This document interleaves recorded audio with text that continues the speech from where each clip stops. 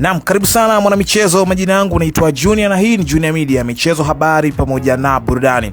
Kwa taarifa mbalimbali za kimichezo zile ambazo zimeweza kutokea ndani na nje ya mipaka ya nchi hii ya Tanzania, unaweza kuzipata hapa moja kwa moja. Ni kuangazia taarifa ambazo tuko nazo siku hii ya leo kutoka ndani ya klabu ya Young Africans kuhusiana na kile ambacho makamu wa rais wa klabu hiyo Arafat Haji alichokisema kuhusiana na uwanja mpya utakaojengwa maeneo ya Jangwani, ambao utakuwa ni uwanja rasmi wa timu ya Young Africans.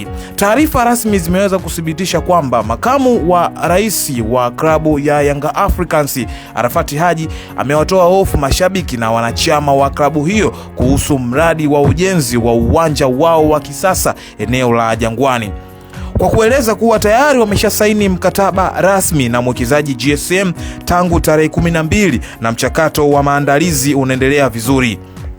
Ametoa ufafanuzi kuwa sababu ya kutoona ujenzi wa moja kwa moja ukiendelea eneo la tukio ni kutokana na uwepo wa miradi mingine inayotegemeana kama mradi wa Mto Msimbazi na daraja jipya, huku vifaa vya uwanja huo vikiwa vinaandaliwa na kuunganishwa huko vinakotoka.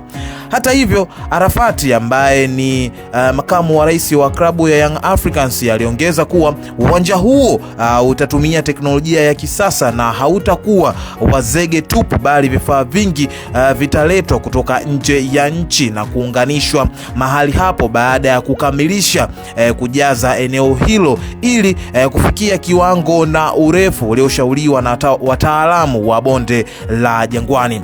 Hatua hiyo imechukuliwa kwa umakini mkubwa ili kuepuka changamoto za mafuriko na athari za maji ya mvua, huku wakihakikisha ujenzi unafuata misingi yote ya kitaalamu.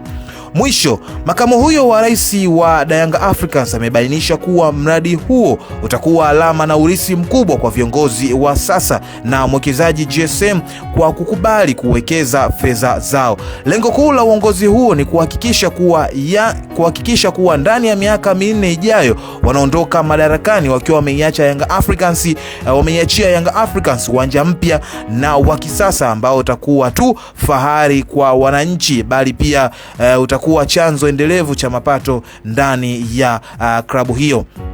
Mwanamichezo, nikushukuru sana. Hizi zilikuwa ni taarifa za kimichezo zile ambazo zimeweza kujiri na kutokea ndani na nje ya mipaka ya nchi ya Tanzania, huku tukiangazia taarifa kuhusiana na kile ambacho Young Africans imekipanga kukifanya katika eneo lake la Jangwani, kujenga uwanja. Sasa makamu wa rais wa klabu hiyo Arafat Haji ametadambaisha yale ambayo yanaendelea kwenye mitandao kuhusiana na uwanja wao mpya kujengwa maeneo ya pale Jangwani. Majina yangu naitwa Junior na hii ni Junior Media. Kutoka hapa sina la ziada. Kwa mgeni ambaye ni mara ya kwanza ambaye anatazama na yule ambaye anafungulia kubonyeza clip hii kuyatazama, anaitwa Junior. Usisahau kubonyeza alama neno subscribe ambayo ipo chini ya video yako ili uweze kuwa mtu wa kwanza kupata kila aina taarifa pale ambapo tunakuwa tumepandisha taarifa hizi hewani. Kutoka hapa sina la ziada, nikuage na nikutakia siku njema.